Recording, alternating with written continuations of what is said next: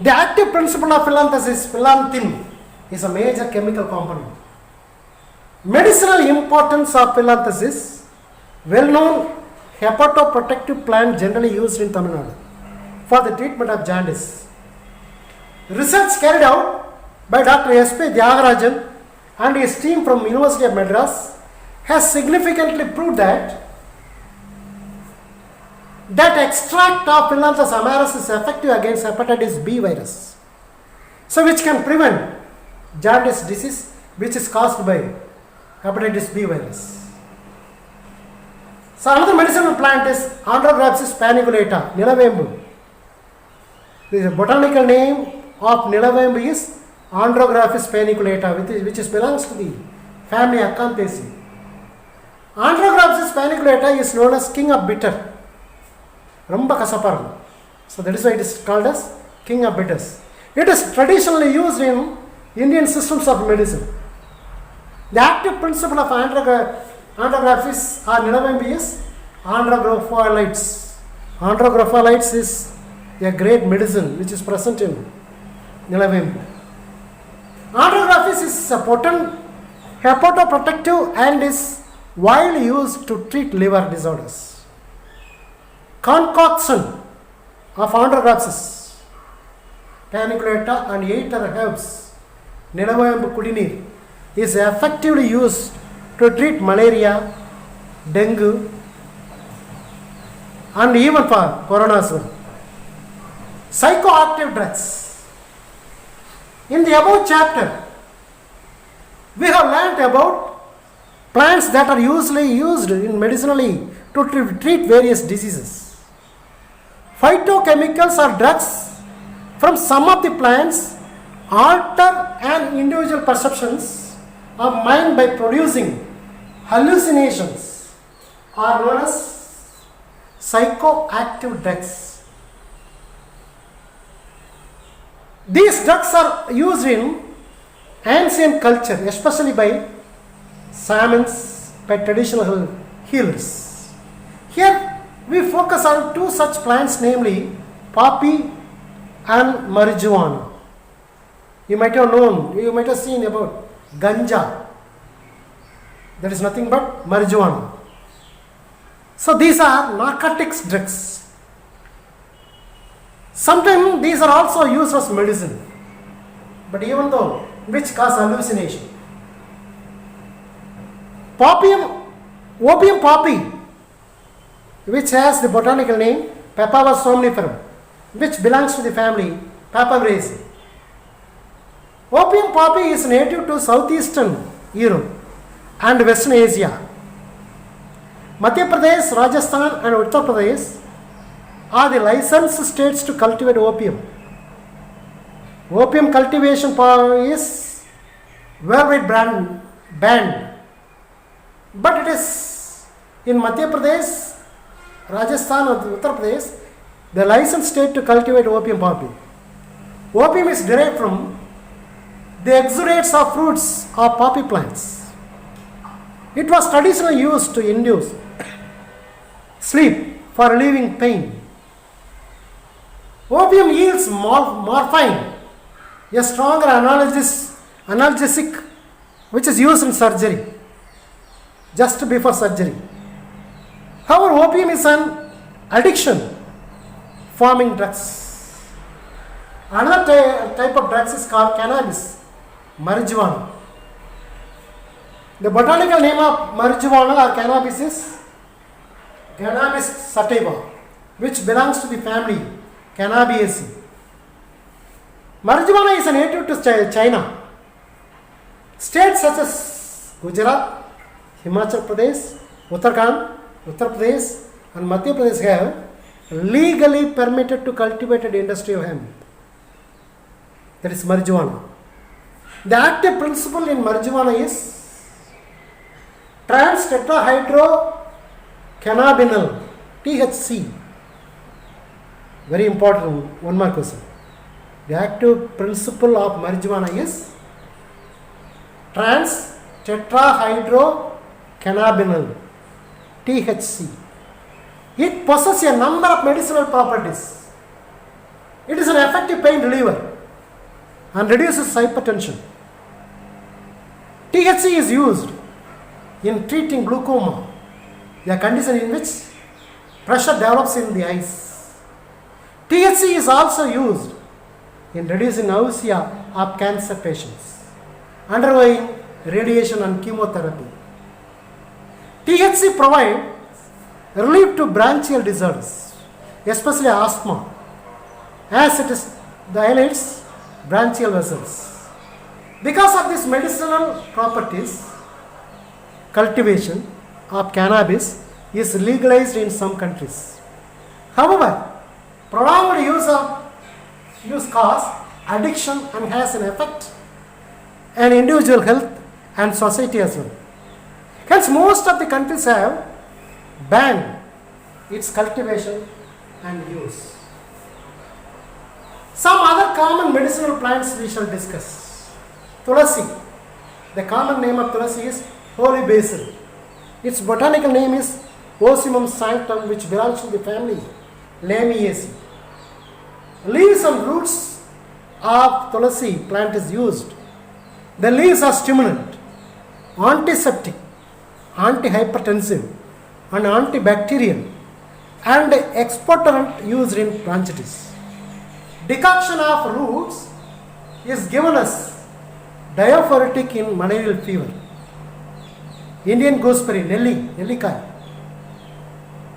The botanical name of Nellikai or Indian gooseberry is Phyllanthus emblica, which belongs to the family Phyllanthacea. The useful part is fruit. It is potent rejuvenator and immune moderator. That is why the great king Adhyaman trying to give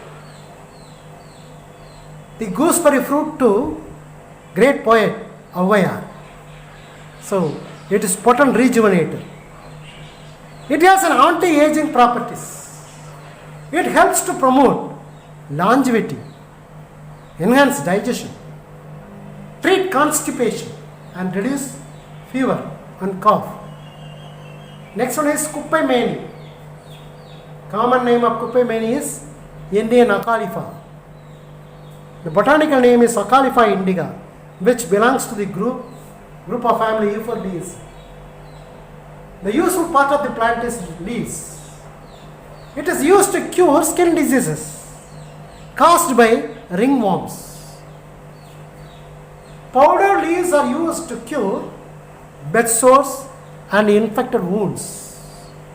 Next one is Vilvum. The scientific name of Vilvum is Aegil marmelis, which belongs to the family Rutaceae. The useful part of this plant is fruit. The unripe fruit is used to treat problems of stomach indigestion. It kills intestinal parasites.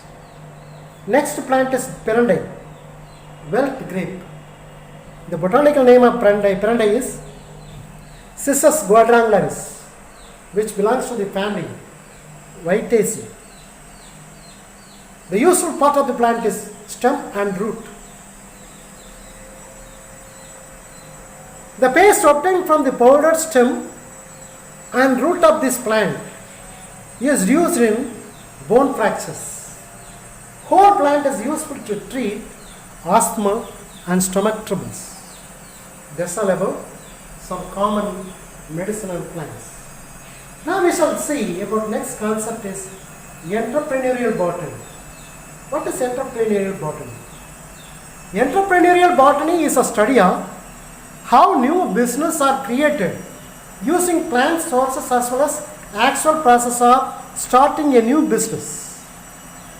An entrepreneur is someone who has an idea and who wants to create a new product or services that people will buy by building an organization to support the sales. Entrepreneurship is now a popular topic for higher secondary students, with a focus on developing ideas to create new ventures among the young people. Vast opportunities are there for the students of botany. In the present scenario, students should acquire ability to merge skills and knowledge in meaningful way. Converting botanical knowledge into a business idea that can be put into practice for earning a livelihood is a much needed training for the students. Few examples for activities of entrepreneurship are mushroom cultivation, single cell protein production, seaweed liquid fertilizers, organic farming, terrarium, bonsai, and cultivation of medicinal and aromatic plants. This part of the chapter is dealt about organic farming in brief. First of all, organic farming. Organic farming is an alternative agricultural system in which plants or crops are cultivated in natural way by using biological inputs to maintain soil fertility and ecological balance, thereby minimizing pollution and wastage. Indians were organic farmers by default until the green revolution came into practice. Use of biofertilizers is one of the important components of integrated organic farm management, as they are cost effective and renewable source of plant nutrients to supplement the chemical fertilizers for sustainable agriculture. Several microorganisms and their association with crop plants are being exploited in the production of biofertilizers. Organic farming is thus considered as the movement directed towards the philosophy of backup nature. Now we are going to discuss how organic pesticides can be prepared. Pests like aphids, spider, and mites can cause serious damage to flowers, fruits, and vegetables.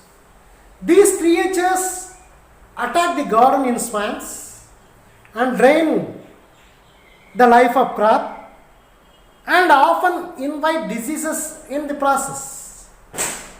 Many chemical pesticides prove unsafe for human and the environment as well. It turns fruits and vegetables unsafe for consumption. Thankfully, there are many homemade organic options to turn to war against pests. How pesticide repellent can be prepared? Botanical pest repellent and insecticide made with the trial leaves of Azadirachta indica. How do we prepare? How do we prepare the biopest repellent? Pluck some leaves from the neem tree and chop the leaves finely. That means cut into small pieces. The chopped up leaves, that means cut pieces of leaves, were put in 50-liter container and fill to off with water. Put the lid on and leave it for 3 days to brew. After 3 days, if you see, this will be fermented. Using another container, the strain of mixture which has brewed for 3 days to remove the leaves through fine mesh sheets. The filtrate can be sprayed on the plant to repel pests. Now if you spray on the plant, this pest might be removed. To make sure that the pest repellent stick to the plant, how do we do? Add 100 ml of cooking oil and the same amount of soap water. The role of soap water is to break down the oil, and the role of oil is to make to stick to the leaves. So that is why the two things are going to be used, cooking oil and soap water. The stewed leaves from the mixture can be used in the compost heap or around the base of the plant. Another method, the preparation of organic pesticides. This chart will be helping us how do we prepare. Look at the first picture. This is garlic and chili. Poondu, pachamelagai. Mix 120 grams of hot chilies with 110 grams of garlic or onion. You may use either garlic or onion. Chop them thoroughly. Chop them means cut into small pieces. Then blend the vegetable together, both garlic as well as chili in the mixie. Blend the vegetable together manually or using electric grinder until the form of thick paste is formed. After formation of thick paste, transfer into the another container. Add vegetable paste to 50 ml of warm water. Give the ingredient to stir. Stir means to mix.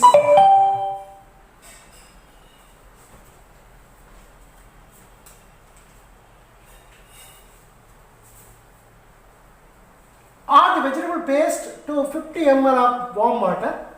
Give the ingredients to stir, kalakanu, to thoroughly mix them together. So, the paste is mixed together with 500 ml of warm water. Then, pour the solution into a glass container. This is a glass container. In the glass container, and leave it undisturbed for 24 hours. You can pour it and leave it for 24 hours. If possible, keep the container in sunny location, under sunlight, in a shady places. If not, at least keep them in a mixer in a warm place. Then, after 24 hours, we can strain the mixture. Pour the solution through a strainer. Strainer means a filter. Remove the vegetables and collect the vegetable infused water and pour into another container. This filtrate is a pesticide. Now it is ready for spraying on plants. Either discard the vegetables or use it is a compost. What are the waste materials are there? We have to use as manure.